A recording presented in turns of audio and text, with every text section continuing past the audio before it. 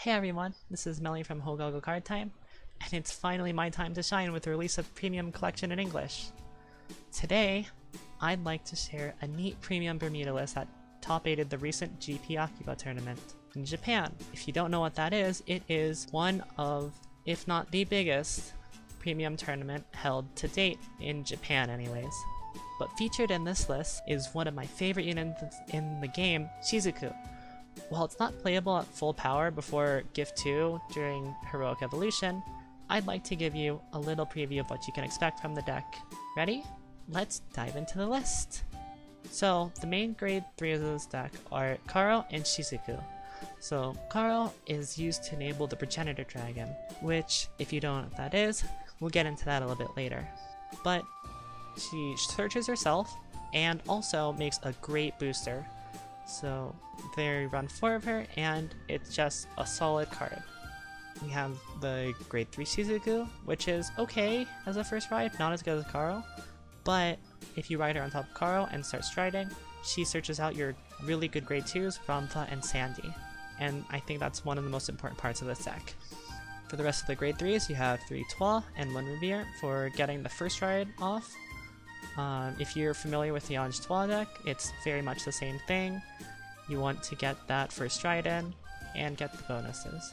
And it's just that early advantage that lets you snowball into the mid to late game. For the grade 2s in this deck, we run Ranfa and Sandy. Ranfa is really good, and it's mostly a combo with your Tirua. She is really good with Force 2 under her, which Caro gives.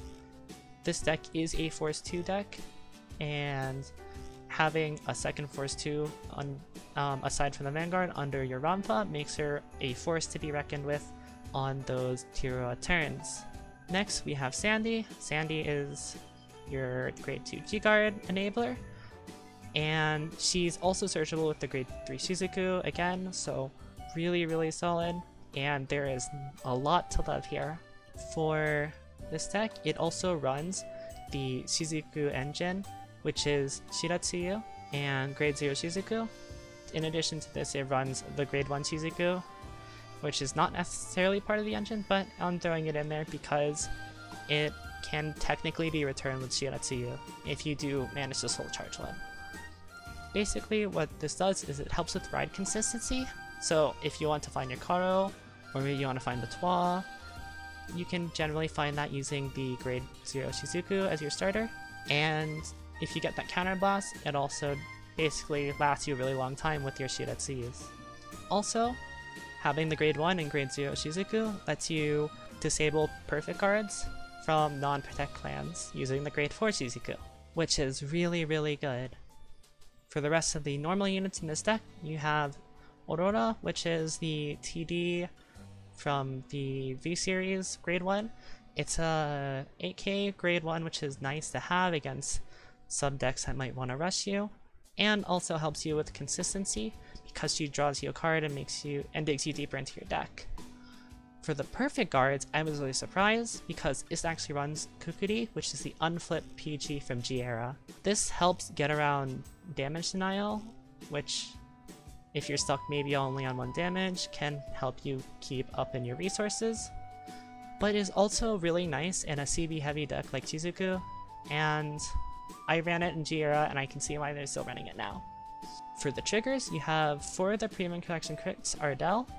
They're basically better V-Era triggers, but they also have the added effect of giving power to your Vanguard, which is quite good when you combine it with grade 4 Shizuku and make these really big unguardable Vanguard. Then you have 2 of Roberta, which is the unflipped crit from Divas Festa.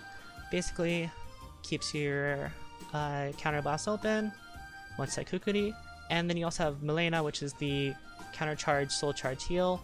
Same role basically, but the soul charge is also quite nice for when you want to use Ranfa or maybe keep flipping your Ellies.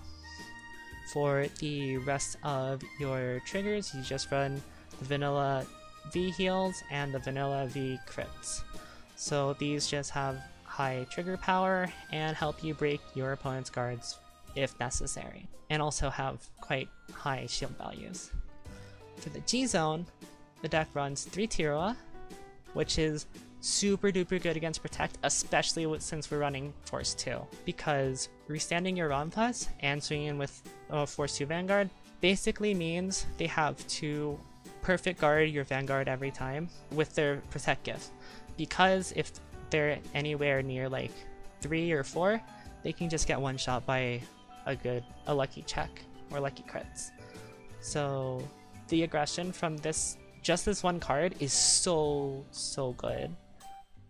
This deck runs 3, but the argument for 4 can definitely be made.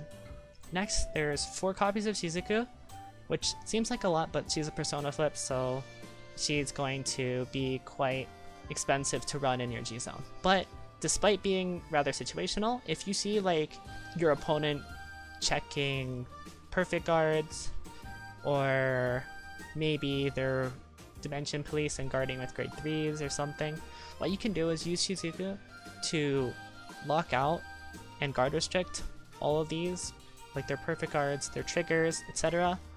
Leave them only with G guards and grade 2s, and just try and take them down in one shot. What's really nice about this is that if you're lucky, have a Caro, 5 Shizukus in hand, and 2 of your Ardels, you can hit a maximum of 89k on a single swing, which is so good.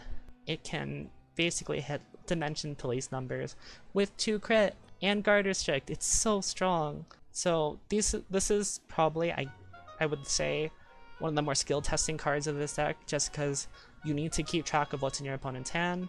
Like, this requires you to 100% keep track of what you've seen. Otherwise, you can just get got by yourself using this.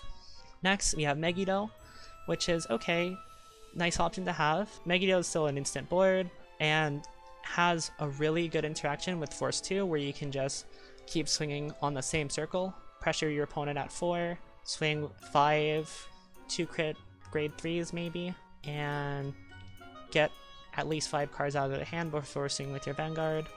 Seems pretty okay. Next, we have one of the cards I think makes this deck able to compete in the current premium meta, which is Funky Uncle, unofficial name, Progenitor Dragon Ballerina.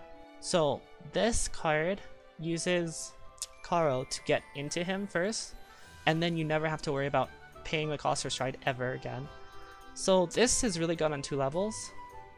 First of all, the skill is not bad, especially with the Force 2. You can swing in, you can make the opponent want to guard Ballerina with a PG. Either that, or they may be taking anywhere from 2 to maybe 4 damage off of a single swing. Secondly, the skill is also really good because basically that means they have to perfect guard it. But since you no longer have to pay stride cost, it makes it the chance of you getting that big 5 card Shizuku swing a lot higher, because you can just hold your Shizukus in your hand. So next we have Und, that is just the Link Joker tech. It makes sure Link Joker can't mess with your board, and also draws you a lot of cards, which is just a nice tool to have against that deck. For the last Stride we have in this deck, it is Riviere. This is just the payoff for the Trois package, and lets you Stride first on your first turn starts, provided you have the counterblast anyways.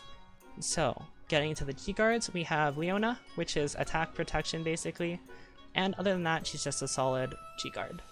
Then we have Citron, which is a nice way of getting in your copies of grade 1 Shizuku, and possibly proccing Harmony if you put her behind your Vanguard. If not, she also sets up for Harmony your next turn, which lets you get an extra G3 or G2 Surge in. Then we have the big, best G-Guards out of this whole deck, 3 Ellie, which is absolutely bonkers defense. Just being able to guard big swings, like Nui Chikishima, possibly Morfessa. She's just so good at stopping these big numbers. Generally, she can hit anywhere from like 40, 45, 55 maybe. She's just so good, and because we're running Sandys, you can use her like 7 times. So she's just really good. Run 3, maybe even run 4 if you want to cut one of the other G-Guards. She's just so useful against a lot of these go big decks. So from the testing I've done with this list, it feels strong, it generates big hands, pressures the opponent with the Force 2 Vanguard, and the Force 2 Vanguard part I think is really important because it makes you really dangerous because of how unpredictable it is, and because your Vanguard's so big, it's just, you have to either overguard it or use your perfect guards, and sometimes it can just stop those perfect guards, or sometimes it can just eat so much of your hand that you can't do anything against it. But at the same time, it feels like the old Shizuku deck from G, where you're just searching, gotching your 5, finding your grade 2s, finding your grade 3s. But I think with the addition of the cards from Premium Collection, it really can stand on the same level as a lot of meta premium decks. It's incredibly consistent due to the Shizuku engine, because you can always, most of the time, find the ride you need. I want to say always. And then uses the deck thinning to make sure that your drive checks usually hit triggers.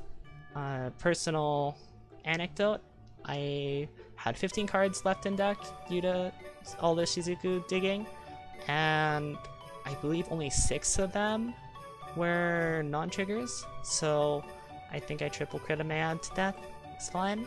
But the addition of Bella and Rina basically means you don't have to minus from your hand to stride anymore, which also just makes your hand advantage that much bigger, which, if you think about it, maybe if you get like 2 or 3 extra turns after striding Bella and Rina, you're getting 3 extra cards in hand for free that you don't have to use to stride, which is really useful.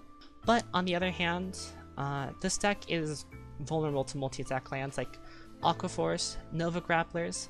This deck is really good at guarding tall, but not guarding wide. And when you have decks that swing double-digit amount of times, those break through most of your hands in this deck. In addition, decks that call a lot of units like Gold Paladins, or call combo pieces like Murakumo and Go Infinite, can be tougher to beat with the lack of Honoli, but I don't think these matchups are unwinnable. I don't think you auto-lose this deck, but it is a bit harder. You may have to just either pressure really hard with Tutoa or go for the one punch with Shizuku. One of the other big weaknesses of this deck is, unlike Trois, it suffers from being really weak on its side columns, because outside of Tutoa, your side columns don't really have don't really present any danger at all. So without Tutoa and Ranfa, you basically have non-factors on your sides. Overall though, I had a lot of fun playing this deck and just checking top 5, looking for what I want. If you ever want to take a break from Trois and Premium Bermuda, I definitely recommend this deck. I think it's a lot of fun, and if you try it, I hope you fall in love with Shizuku too. So this has been Melly of Hokago Card Time, and thanks for watching. See you next time. Bye bye!